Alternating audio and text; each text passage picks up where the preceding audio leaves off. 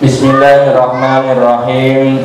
Assalamualaikum warahmatullahi wabarakatuh. Alhamdulillahirabbil alamin wassalatu wassalamu ala sayyidina Muhammadin wa ala alihi wa ashabihi ajma'in. Wa ba'du. Bapak-bapak, ibu-ibu, saudara-saudari sekalian yang berbahagia, alhamdulillah hari ini kita lanjutkan ngaji kita tentang kitab Tafsir Jalalain. Bismillahirrahmanirrahim. Rabbana amanna bima anzalta wattaba'na ar-rasula faktubna ma'as syahidin.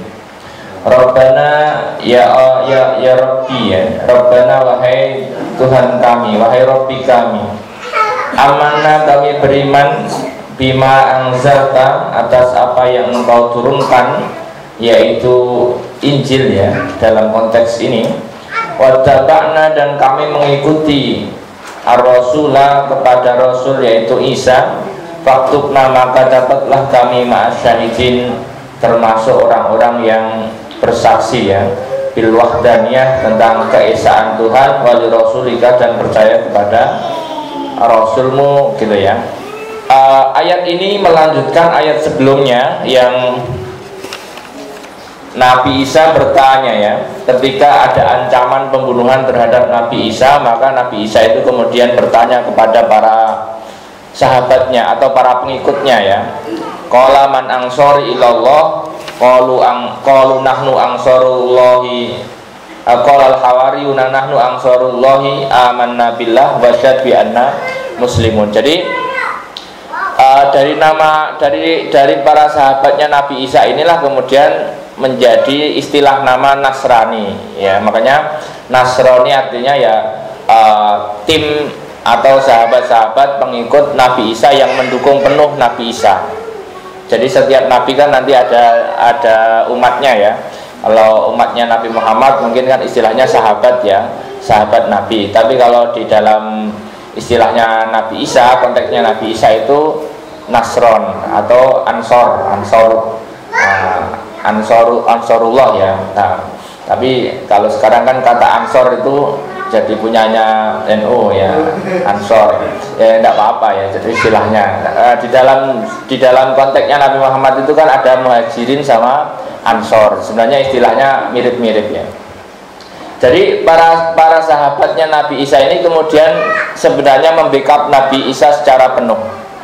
Kalau bahasa Jawanya itu aku wongmu bos, aku wongmu apa istilahnya ya. Kalau bolone apa misalnya ya gitu ya, apalah terserah. Itu kan bagian dari dalam dakwah itu juga harus kompak Pak.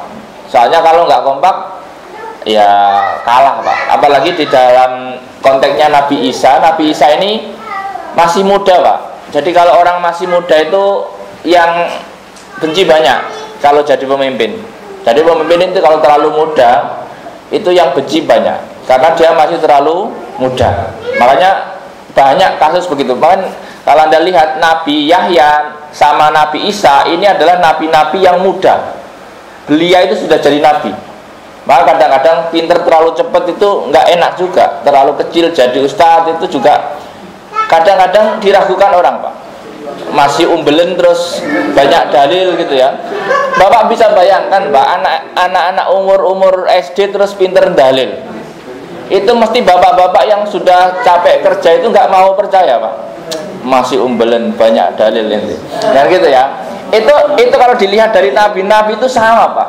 Kalau ketika dipimpin anak-anak muda itu seolah-olah itu baru kemarin banyak omong misalnya begitu ya.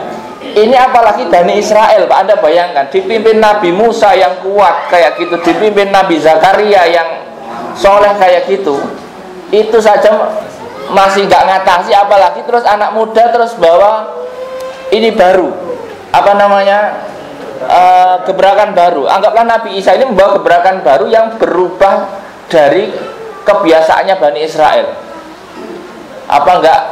Wah, Bapak bisa bayangkan lah ya, yang umum saja itu mesti kalau ada anak muda kok naik sedikit itu mesti luar biasa. Bahkan ancamannya itu ya kematian. Makanya Nabi Yahya itu juga terbunuh.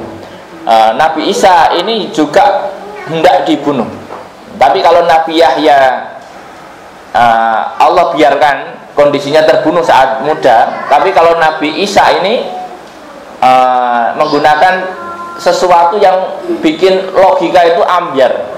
Pokoknya ini dunianya Nabi Isa ini dunia logika morat-marit, Pak. Sejak dia mau hadir itu logikanya diorat-arit orang Bani Israel.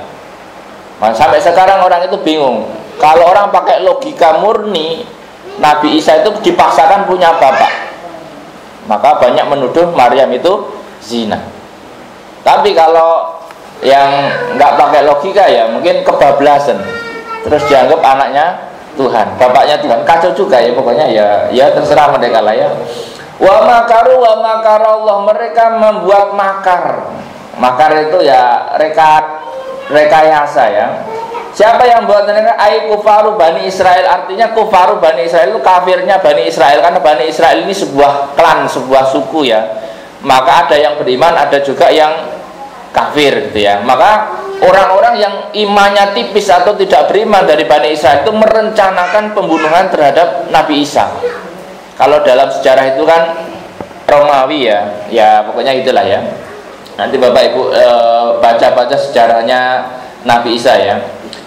Bi Isa it wakalu bihi mayaktulu, jadi sudah mencari pembunuh bayaran. Nah, ibarat kata sekarang gitu ya, mengerahkan segala upaya untuk menggulingkan atau melengsarkan atau bahkan membunuhnya. Jadi Nabi Isa itu sebenarnya sudah kayak sudah ngerasa ada yang mau membunuhnya. Ya wajar lah orang-orang kalau orang begitu ya wajar lah ya. Wa makarallah, lalu kemudian Allah membuat rekayasa yang lain ya terhadap mereka, bi'an alqa syibhu Isa, lalu kemudian menciptakan orang lain yang mirip Isa. Kalau dalam dunia politik namanya stuntman, apa namanya? Stuntman ya. Kalau dalam film itu stuntman. Sebenarnya di dalam politik itu biasanya ada stuntman, Pak. Kalau kondisinya darurat, kondisi perang. Makanya kadang-kadang itu orang-orang yang mirip dengan pemimpin itu mesti dipelihara oleh negara. Nah, nanti ketika ada kebutuhan tertentu itu dipakai. Nah, dipakai. Jarak jauh kan mirip kalau dari jarak jauh. Jarak dekat mungkin kelihatan aslinya, tapi kalau dari jauh kan kamuflasenya itu bagus. Jadi kadang-kadang tidak mustahil pemimpin dunia itu kadang-kadang menggunakan stuntman. Ketika misalkan perang, kondisi perang itu dimainkan. Maka sebenarnya ini ilmu dari Allah. Bapak Ibu syukur-syukur besok kalau canggih itu ya dikopi wajahnya pakai apa gitu ya. Kalau sekarang kan pakai topeng ya Pak, bisa ya. Bapak Ibu bisa diduplikasi wajahnya kemudian pakai topeng yang mirip-mirip. Nah, kalau Allah ya bisa orang lain dimiripkan Nabi Isa supaya Nabi Isanya selamat, orang lain yang ketangkep. Ya. Kemudian apa? Alama qaddiqallahu faqatalahu, kemudian si Beh Isa itulah yang terbunuh ya. Wa rafa Isa ila sama, dan Allah mengangkat Isa ke langit. Artinya gini, Pak. Dalam konsep ini Nabi Isa itu diangkat ke langit utuh ruhan wa jasadan. Ruh dan jasadnya diangkat. Nah, nanti ini kan sama dengan kasus Isra Mi'raj, Pak. Isra Mi'raj itu yang naik itu juga ruh dan jasadnya. Termasuk juga kalau di awal-awal itu Nabi Idris yang pengen main-main lihat surga terus nggak mau balik, itu juga sama. Padahal aturannya orang itu bisa ke langit maksudnya langit yang bukan langit versi kita ya. Langit yang lain itu harusnya sudah lepas dari jasadnya. Orang itu bisa naik ke langit kalau lepas dari jasadnya. Tetapi khusus Nabi Isa ini bisa ke langit sama jasad-jasadnya. Jadi Nabi Isa ini sebenarnya posisinya paus, Pak. Hidupnya di paus, di dunia ini di paus. Maksudnya apa namanya? Di jeda. Nah, tapi kalau yang lain-lain itu kan mungkin kalau Nabi Idris itu ya nggak mau balik saja dia, saking cerdiknya ya. Gara-gara masuk surga terus sandalnya ditinggal, terus pura-pura mau ngambil sandal lagi ya. Ya pinternya Nabi Idris saja. Kemudian Iqalallahu ya Isa inni mutawaffika. Ingatlah ketika Allah berfirman kepada Isa, wahai Isa inni mutawaffika, sesungguhnya aku merangkulmu, apa qabitu, maksudnya didekap gitu ya. Wa rabi'uka ilayya, dan aku angkat kamu kepadaku, wa mutahhiruka, dan aku sucikan kamu minal ladina kafaru, dari orang-orang yang kafir, wa ja'ilul ladina tabauka fawqal ladina kafaru, dan aku jadikan orang-orang pengikutmu di atas orang-orang kafir ila yaumil qiyamah, sampai kepada hari kiamat. Artinya gini, minal ladina kafaru wa ja'ilul ladina tabauka sadaku binubuwatika, artinya orang-orang yang mengakui kenabian Nabi Isa minal muslimin wa nasara, baik dari kaum muslimin atau Nasrani, maka akan punya derajat di atas orang-orang kafir ya. Yaitu kalau di sini wahumul yahud ya launahum bil hujjah wasayf ya, yang kemudian ya kira-kira begitulah intinya. Apa ya, orang Yahudi itu sebenarnya memang anti dengan Isa ya, makanya ya Anda lihat konflik di Timur Tengah itu ya, mereka nggak seneng sama Nasrani, mereka nggak seneng sama Muslim. Cuman kadang-kadang orang Nasrani yang di luar Timur Tengah itu mendukung Yahudi, padahal ya dia dibenci Yahudi. Jadi lucu kadang-kadang ya, ya terserah lah ya, itu dunia ya. Jadi Allah mengangkat Nabi Isa sekitar umur 33 tahun Pak. Menurut beberapa catatan itu Nabi Isa itu kan, kalau dalam istilah kita Pak, viralnya Nabi Isa itu kan sejak lahirnya bisa ngomong. Itu kan di Quran dicatat. Lalu kemudian umur-umur hendak diangkatnya ini. Jadi umur-umur remajanya itu tidak ada informasi yang disampaikan dalam Al-Quran. Yang dicatat itu ketika dia lahir bisa ngomong, lalu kemudian dia berdakwah kepada Bani Israel, lalu kemudian mengalami apa istilahnya ya, perlawanan yang sangat luar biasa di umur-umur 33 tahun. Bapak Ibu kalau sekarang sudah umur 33 tahun terus mendapat tantangan sebagai pimpinan politik atau pimpinan agama, itu ya kelasnya kelas Nabi Isa yang masih belia. Tantangannya ya luar biasa, kalau nggak hidup ya mati ya, pokoknya gitu pokoknya ya. Kalau terlalu muda itu resikonya itu, kalau hidup ya luar biasa, kalau enggak ya sudah kan. Makanya harus kuat kalau sudah hebat di waktu muda. Enggak tahu lah ya. Ila yaumil qiyamah ilayya marji'ukum fahkum bainakum bima kuntum tahtalikun. Apa? Ila yaumil, sampai hari kiamat itu nanti gini. Jadi orang-orang kafir itu tetap nanti akan kalah pada akhirnya. Ya, tetap Allah berpihak kepada orang-orang yang beriman ya. Ilayya marji'ukum fahkum bainakum bima kuntum bihi tahtalikun. Allah berfirman, kepadakulah kalian akan kembali, maka akan aku hukumi perselisihan di antara kalian tentang agama. Jadi nanti setiap pemeluk agama itu akan wajar terjadi perbedaan pendapat. Wajar perbedaan pendapat, tapi nanti di akhirat itu kemudian diberikan keputusan yang adil oleh Allah. Yang benar mana ya, tidak apa-apa, yang penting itu tetap percaya kepada Allah. Soal mana yang lebih sahih, mana yang lebih afdol, itu hanya masalah nanti dikoreksi sama-sama di hadapan Allah ya. Fa amal ladina kafaru, adapun orang-orang yang kafir, fa u'adzibuhum, maka akan aku adab mereka adaban syadida, dengan adab yang pedih, di dunia wal akhirah, di dunia maupun di akhirat. Di dunia apa? Di dunia bil qatli, dengan peperangan, wasiba wal jizyah, dengan macam-macam. Jadi orang-orang kafir itu di dunia itu akan dihadapkan kepada pertikaian peperangan. Orang-orang kalau kafir itu kan basicnya logika Pak. Maka Bapak Ibu lihat negara-negara yang tidak beragama atau banyak yang kafir, rata-rata itu ya kalau ada konflik itu konfliknya agak ruwet karena nggak ada ujungnya. Karena basicnya adalah biasanya ego sektoralnya. Makanya Bapak Ibu nanti lihat negara-negara yang tidak beriman itu ya kadang-kadang penyelesaian konfliknya agak susah, kadang-kadang begitu.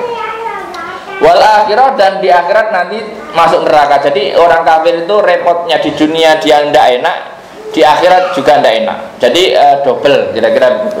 Wa ma lahum min nasirin, dan tidak ada bagi mereka yang bisa menolong atau mencegah adabnya Allah. Jadi kalau sudah Allah memberikan adab itu nggak akan ada yang bisa menolong. Makanya Bapak Ibu, repotnya orang itu kalau sedang kena adab oleh Allah itu agak susah ditolong, dan bahkan siapapun yang menolong itu ikut kena adab. Makanya kadang-kadang repot Pak. Jadi kalau misalkan kayak misalnya contohnya ya anaknya Nabi Nuh misalkan ya, karena kena adab bapaknya yang Nabi saja tidak bisa menolong anaknya. Pokoknya kalau sudah adab itu ya susah. Makanya Bapak Ibu jangan merasa diadab. Kalau merasa diadab, enggak ada yang menolong, enggak ada yang bisa menolong. Maka kalau sedang ada musibah ya bilang aja sedang musibah gitu aja. Jangan mungkin sedang diadab oleh Allah, jangan ya. Kalau orang mukmin sekarang itu adabnya diakhirkan atau bisa jadi enggak diadab kalau sudah tobat sebelum mati. Kalau umat-umat sebelumnya kalau dosa itu mesti langsung diadab.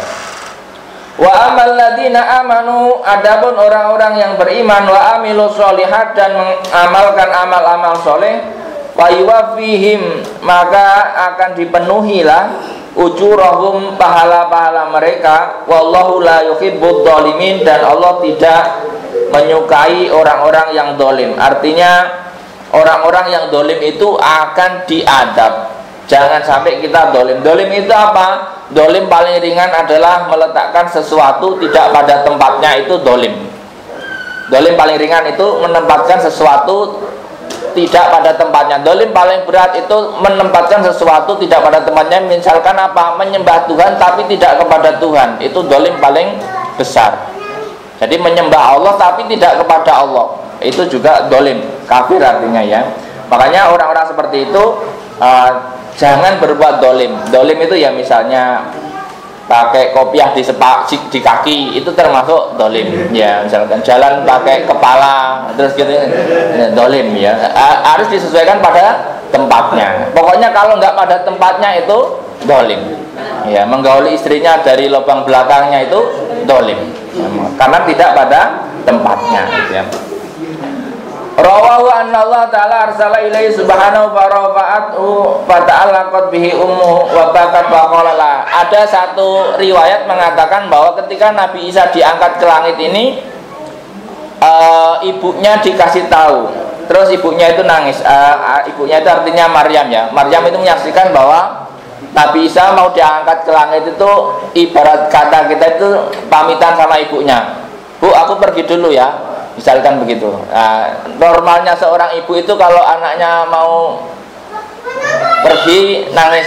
Tapi kemudian Nabi Isa menjawab, innal qiyamata tasma'na wa kana dzalika lailatul qadar. Ini menurut tafsir ini kejadian itu di malam Lailatul Qadar. Tapi waktu itu kan belum ada syariat puasa ya dalam ini ya, mungkin Lailatul Qadar. Jadi Nabi Isa diangkat ke langit itu kalau dalam gambaran lain itu kayak semacam diselimuti awan gitu loh Pak, terus diangkat ke langit. Kalau bahasa mudanya itu naik awan kintonnya telepon bala. Masa awan kinton songgokong? Enggak tahu, songgokong juga awan ya, kayak itu imajinasi kita, tapi enggak tahu konsepnya gimana awannya itu ya. Pokoknya songgoku, bener songgoku ya, diselimuti awan terus dibawa ke atas ya. Itu kan nggak tahu, imajinasi saja ya. Soal proses aslinya bagaimana ya kita nggak tahu. Wa kana dzalika lailatul qadar bi Baitul Muqaddas wa lahu salasa wa salasuna sanah. Waktu itu umur Nabi Isa 33 tahun. Masih muda sekali, Pak. Di Jeddah. 33 tahun itu sedang asik-asiknya berantem sebenarnya. Sedang asik-asiknya. Pokoknya kalau orang 33 itu sedang asik-asiknya. Bekerja sedang asik-asiknya, kalau tawuran juga sedang asik-asiknya. Pokoknya sedang asik-asiknya 33. Cuman mungkin waktu itu masih kalah kuat gitu ya, kalah kuat, jadi diselamatkan dulu. Wa asad umuhu ba'dahu situ sinin ya. Ibunya Nabi Isa itu masih hidup setelah Nabi Isa diangkat itu 6 tahun. Jadi ketika 33 tahun Nabi Isa diangkat, ibunya ini masih hidup 7 tahun. Artinya Maryam ini masih hidup 6 tahun setelah diangkatnya Nabi Isa. Anau yang zilu korbas sa'ah wa yakum bisyari'ati nabiyina. Pada saatnya nanti Nabi Isa itu akan diturunkan lagi ke dunia ini.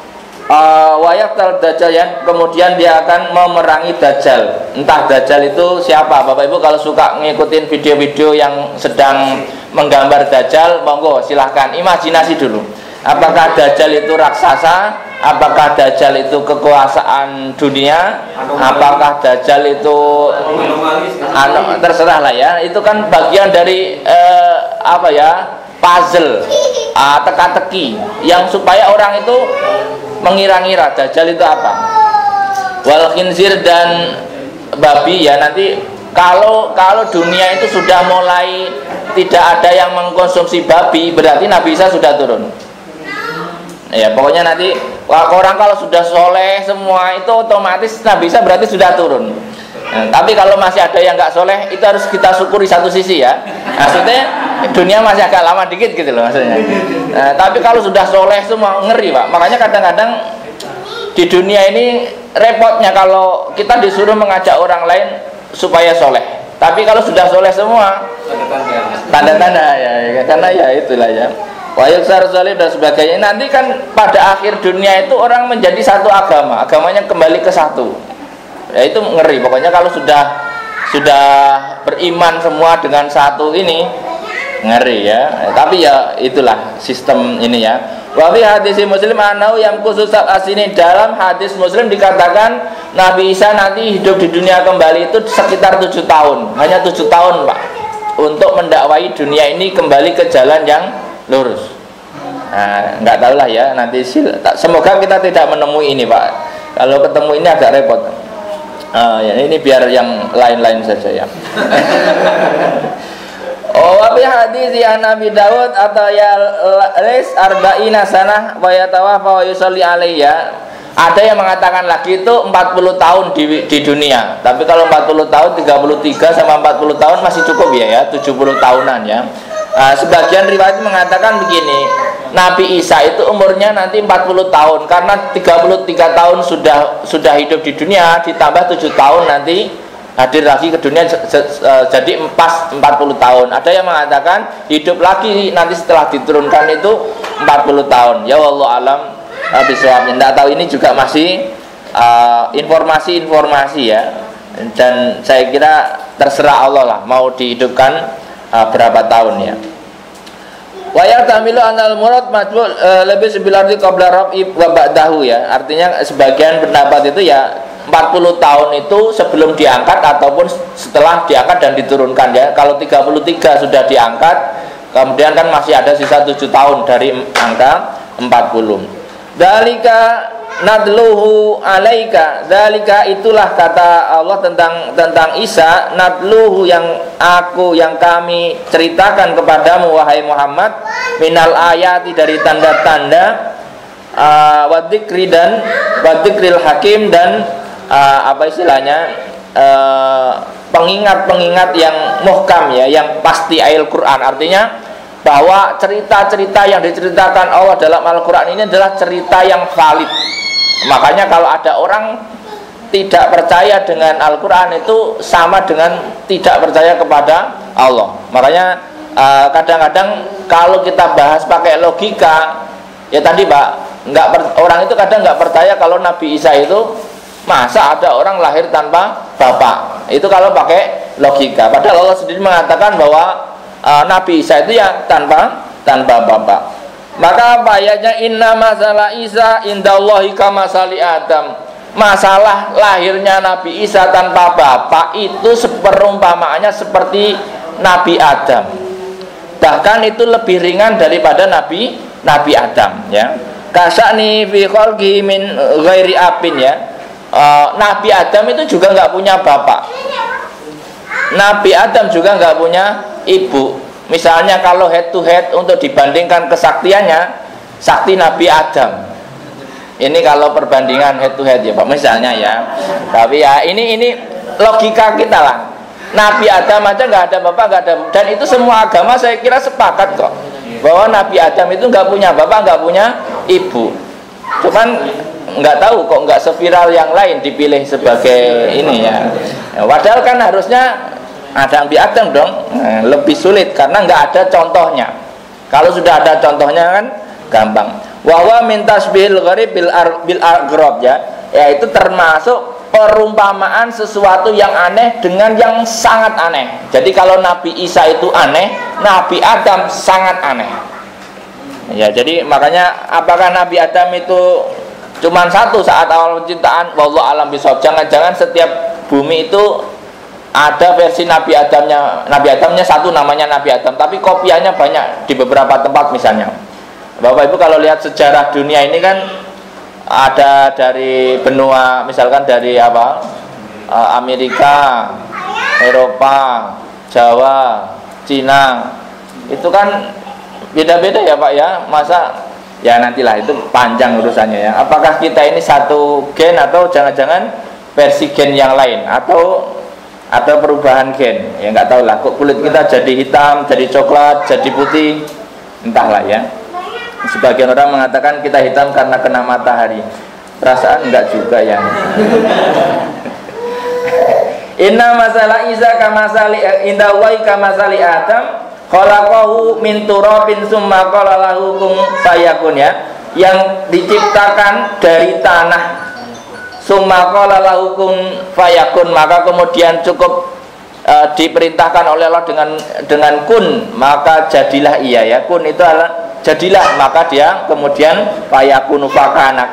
Kalau di sini kun fakana. Kalau dalam konsepnya Nabi Adam itu kun fakana. Kun ketika Allah berfirman jadi, langsung jadi. Nabi Adam itu nggak melalui masa kecil Pak. Jadi makanya Bapak Ibu kalau nanti ditanya ayam dulu apa telur dulu, maka secara ilmu dari Nabi Adam itu ayam dulu. Kalau telur dulu nggak ada yang ngerami Pak.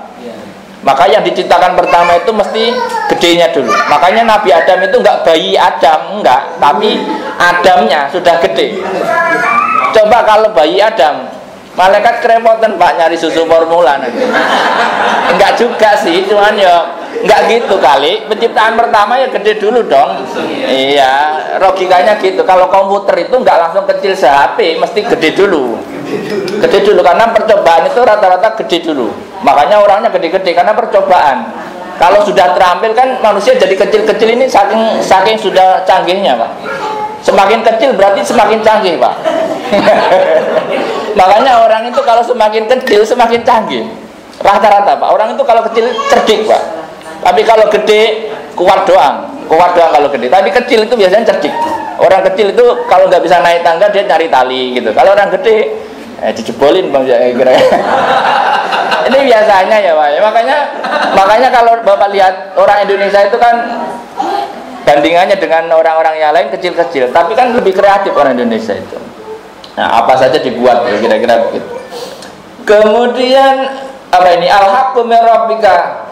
Al-haqqu min rabbika fala takunanna minal mumtarin. Maka barang yang hak itu barang yang benar itu dari Allah, dari Tuhanmu.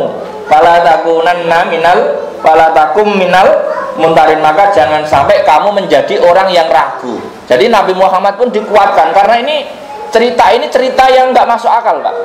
Maka Nabi Muhammad pun terus dikuatkan. Ini cerita dari Tuhanmu. Kamu jangan ragu. Soalnya kalau Nabi ragu rusak juga. Ngeri Pak. Jadi kalau Anda dikasih cerita-cerita yang tidak masuk akal, itu repotnya begitu Pak. Makanya kalau nggak sekelas Nabi, lebih baik itu kita ceritanya yang masuk akal saja. Misalkan Bapak cerita, tadi malam saya ketemu Pak Soekarno, nggak ada yang percaya Pak orang. Meskipun misalnya beneran misalnya. Nah, apalagi Bapak tadi malam saya ngobrol sama Nabi Muhammad. Tidak semua orang itu kuat Pak. Ya kira-kira ya. Jadi karena potensinya itu ngaspoi misalnya. Faman hajjaka, barang siapa mendebatmu dari orang-orang Nasrani, kata tafsir ini, bihi, di dalam masalahnya Isa, mimba dimaja kaminal ilmi, setelah kamu dikasih petunjuk, fakul, maka katakanlah kepada mereka, ta'alau, mari kesini, nab'u abna ana wa abna akum wa nisa ana wa nisa akum wa anggusana wa anggusakum summa naftahil fanaj ala laknatallahi alal kadibin. Kalau kamu nanti didebat oleh orang-orang Nasrani, katakan wahai Muhammad, ajak kesini, ayo kesini, ajak anak-anakmu, ajak istri-istrimu, ajak dirimu, mari kita sama-sama bermubahalah. Ngeri Pak, mubahalah itu ngeri Pak. Nah, kenapa kok diajak mubahalah? Ya karena mereka sebenarnya sudah tahu, cuman kadang-kadang nggak mau percaya. Makanya banat Allah natallahi alal kadibin, maka Allah akan melaknat orang-orang yang berbohong. Makanya nggak usah dipakai Pak, ini bahaya ya. Makanya banyak kasus dulu itu kalau memang orang-orang sama-sama percaya kepada Tuhan, karena Nasrani juga percaya kepada Tuhan, cuman diajak mubahalah itu akhirnya mereka tidak berani Pak. Awalnya mungkin ngeyel gitu ya, lalu kemudian setelah diajak mubahalah mereka minta damai, karena mereka sendiri sebenarnya sadar bahwa cerita itu benar. Jadi kadang-kadang seperti itu ya. Wa qada'a Rasulullah sallallahu alaihi wasallam wafda Najran lidzalika lamaha juga bi faqulu hatta nangdur fi amrina summa na'tika. Jadi alasan mereka, oke, nanti saya lihat dulu enaknya gimana. Omongan mereka. Jadi kadang-kadang orang itu kalau memang nggak yakin itu mesti nggak berani. Makanya mubahalah itu sebaiknya jangan orang masalah politik terus mubahalah, itu apa untungnya ya.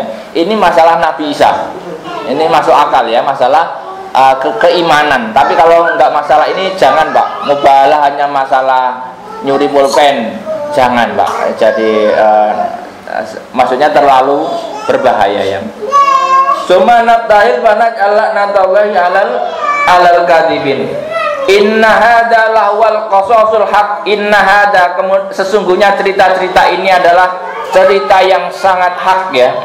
Alladzi la syakka fihi, artinya tidak ada keraguan ya.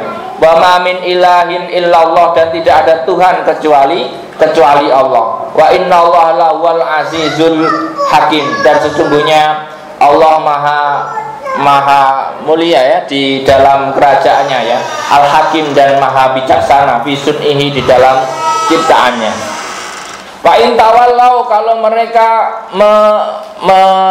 menoleh atau berpaling ya, anil imani, dari iman, fa innallaha alimun bil mufsidin, sesungguhnya Allah mengetahui atas orang-orang yang berbuat kerusakan. Fayujazihim wa bihi wal utohir maudu'ul mutmar ya, maka kemudian Allah akan membalasnya. Artinya kalau mereka tidak mau beriman dengan apa yang kamu sampaikan Muhammad, maka Allah akan memberikan mereka adab yang luar biasa. Makanya kalau zaman dulu itu ngeri Pak, kalau masih ada nabi-nabi selanjutnya, kita itu diuntungkan karena tidak ada nabi lagi. Seandainya ada nabi baru lagi yang diizinkan oleh Allah, misalkan nggak ditutup, itu kita menerima dakwah baru itu mungkin agak berat, kecuali kita imannya kuat. Makanya kan ketika Bani Israel dikasih Nabi Isa, itu juga nggak kuat, nggak bisa menerima. Nanti umatnya Nabi Isa dikasih Quran, itu juga nggak kuat menerimanya, meskipun sebenarnya dia sudah paham bahwa ciri-cirinya benar, mukjizatnya benar, dan sebagainya.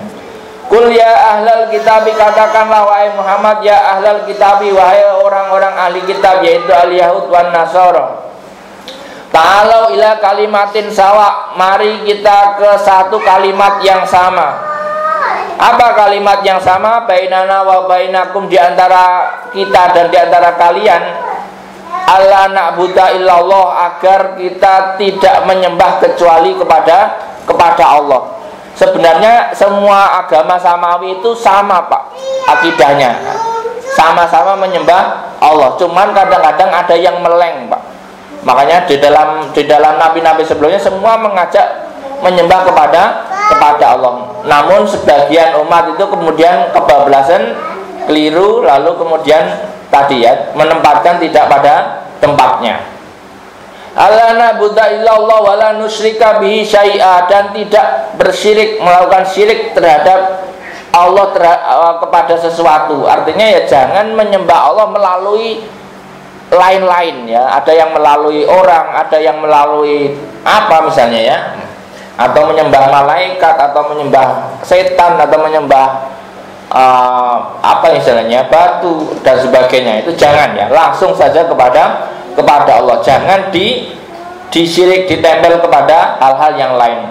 Wala yattakhidu ba'duna ba'dun arbaban, dan jangan saling mengambil pujaan di antara kita. Artinya jangan mengkultuskan sesama manusia meskipun dia alim.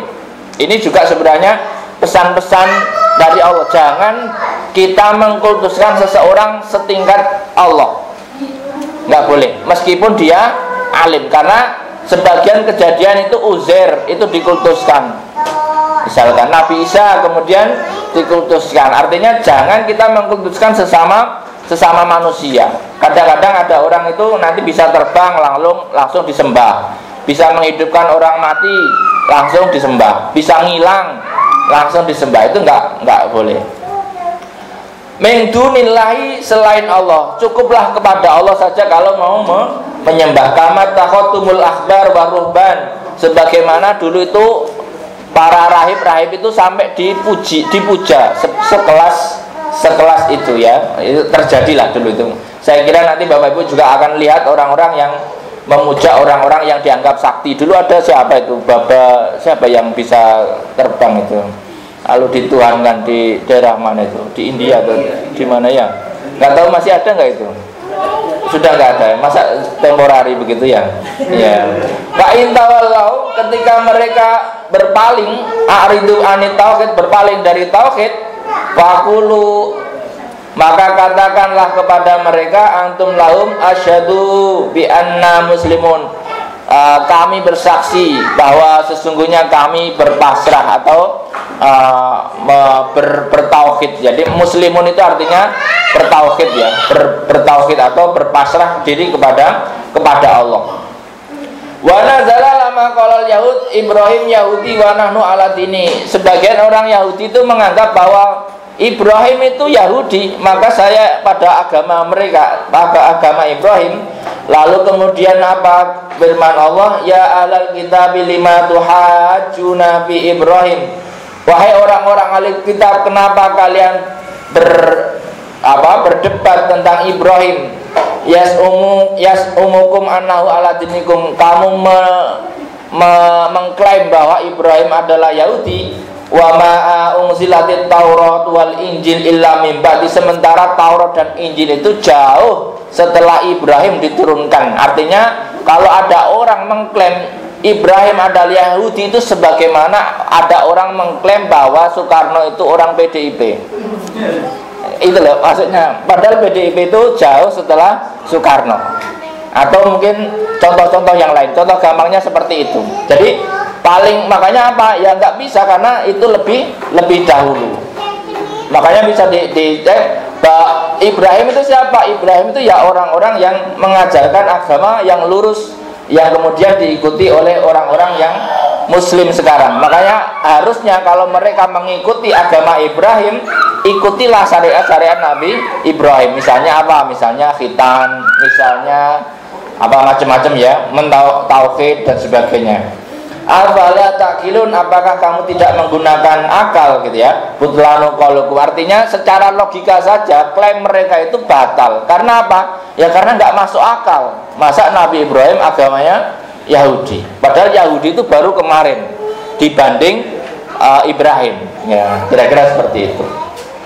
Ha antum, ya begitulah kalian, haulai hajatum bima lakum bihi ilm, ya.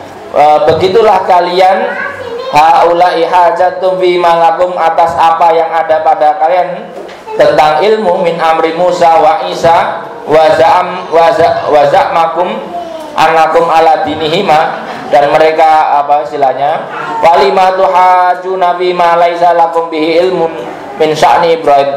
Mereka itu berdebat sementara tentang apa Musa, Isa ya, dan mereka mengklaim bahwa mereka atas agama mereka, sementara mereka tidak tahu tentang Ibrahim ya. Wallahu ya'lamu wa antum la ta'lamun, sementara Allah Maha tahu tentang Ibrahim, wa antum la ta'lamun, dan kalian tidak mengetahuinya. Jadi kadang-kadang karena zaman Ibrahim ini jauh sekali sebelum Bani Israel ya. Kalau dirunut mungkin berapa ratus tahun sebelumnya ya. Jadi mungkin terlalu inilah kira-kira terlalu jauh ya, kayak klaimnya orang-orang sekarang mungkin misalnya Gajah Mada itu misalnya apa ya misalkan, maka Ibrahimu Yahudiyya wala Nasraniyan, tidak ada Ibrahim itu Yahudi wala Nasraniyan, dan bukan Nasrani, walakin kana hanifa, akan tetapi Ibrahim itu adalah hanif ya, ma'ilan anil adyan kullaha ila dinil qayyim. Hanifah itu agama yang lurus ya, musliman yang bertauhid itu artinya mengesahkan Allah. Nabi Ibrahim itu kalau dalam catatan yang lain, di ayat-ayat yang lain itu kan awalnya mencari Tuhan dengan berbagai metode. Pertama dia melihat bintang ya, melihat bintang apakah itu Tuhan, lalu kemudian bintang hilang, nggak percaya, terus kemudian rembulan kok hilang juga, kemudian matahari kok hilang juga, lalu kemudian dia menemukan bahwa Tuhan adalah semua yang mengatur ini. Jadi memang proses pencarian Tuhannya Nabi Ibrahim ini agak luar biasa lamanya. Maksudnya itu bukan sehari, 2 hari, 3 hari terus jadi begitu, enggak Pak ya. Jadi itu proses, karena ada waktu zaman Nabi Ibrahim dalam catatan itu ada orang-orang yang menyembah bintang awalnya. Lalu kemudian ada orang-orang yang menyembah rembulan. Lalu ada orang-orang yang menyembah matahari. Lalu Nabi Ibrahim itu semuanya tidak cocok, apalagi menyembah berhala, yang mungkin di ayat lain nanti akan kita temukan bahwa bahkan yang dikatakan bapaknya Ibrahim itu pembuat berhala. Itu pernah berhalanya itu diajak ngobrol, diem saja berhala diajak ngobrol, kok diem aja lu.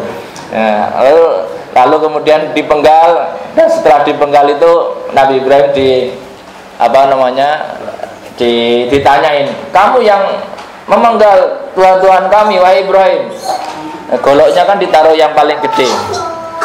Nabi Ibrahim menjawab dengan logika yang sederhana, tanya yang bawa golok, bahasa kitanya begitu. Kata mereka, bagaimana saya harus bertanya kepada berhala, kan dia nggak bisa ngomong.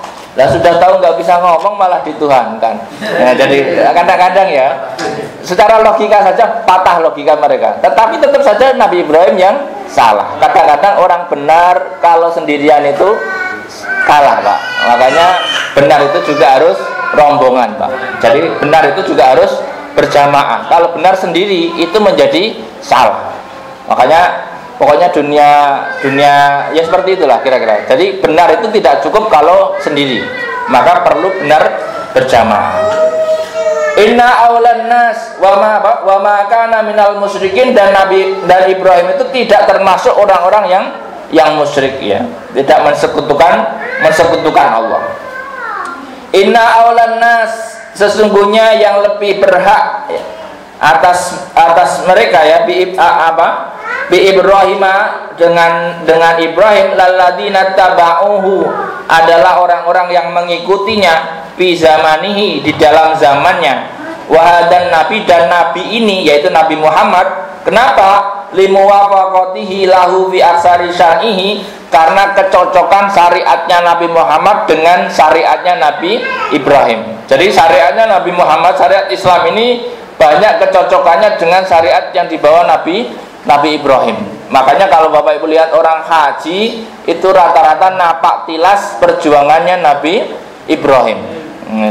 Pokoknya nanti banyak ya kasus dari contoh-contoh pelajaran dari kisahnya Nabi Ibrahim itu biasanya di haji yang diganggu setan ya, mau kurban saja, mau kurban itu godaannya luar biasa. Memang tapi ya ngeri ya, waktu itu perintahnya itu disuruh nyembelih anaknya ya. Tapi memang ngeri waktu itu ya, kalau perintah-perintah seperti itu. Kalau sekarang tidak ada Pak. Kalau ada orang sekarang mengaku-ngaku dapat ilham disuruh nyembelih anaknya, itu bohong Pak. Jadi itu dulu, sekarang sudah tidak ada. Nabi Ibrahim juga punya manajemen konflik terhadap istri-istrinya. Istrinya banyak Pak ya, bukan hanya satu, tapi kalau nggak salah itu 4 istrinya. Jadi istri permaisurinya 2, selirnya itu 2, kalau nggak salah 4 ya. Masing-masing ada ini ya. Nanti tapi mungkin yang terkenal itu 2 ya, Sarah dan Hajar ya. Tapi mungkin ya itulah perjuangan seorang Nabi Ibrahim yang luar biasa.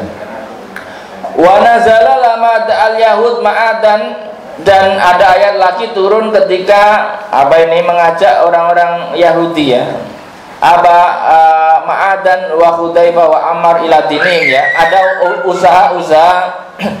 Ada usaha orang Yahudi untuk mengajak orang-orang mukmin itu kembali ke agama mereka. Artinya apa ya? Ya wajar lah, namanya juga pengen ini ya. Wadda ta'ifatu min ahlil kitabi, mereka berharap, sebagian golongan dari ahli kitab itu berharap lau yudillunakum, ingin membengkokkan ajaran kalian. Jadi memang ada upaya-upaya infiltrasi, kalau dalam bahasa kerennya itu apa ya, mengacaukan syariat Islam, upaya-upaya ya. Wa ma yudilluna illa anfusahum, tetapi mereka tidak menyesatkan kecuali dirinya sendiri. Li'anna ismaillahi ma'alaihim wal mu'minun la yuti'unahum fihi wa ma yas'urun, dan mereka tidak merasa. Jadi makanya orang Islam itu disuruh kuat secara logika Pak, karena kalau kuat secara logika imannya itu kuat. Ketika iman kuat itu nggak akan terganggu apapun. Orang itu kalau imannya sudah kuat itu nggak akan terganggu dengan kampanye apapun. Jadi kalau sudah iman kuat, insya Allah itu aman dari gangguan. Makanya sebagaimana pernah saya sampaikan juga bahwa orang-orang yang imannya sudah kuat itu nggak terganggu dengan iklan apapun. Iman terhadap apapun ya, contohnya apalagi iman kepada Allah. Kalau iman kepada Allahnya sudah kuat, itu ada orang kampanye apapun nggak masuk. Termasuk Bapak Ibu, kalau sudah iman terhadap partainya kuat, itu nggak akan pindah partai, meskipun toh kampanyenya macam-macam, udah terlanjur sudah kuat.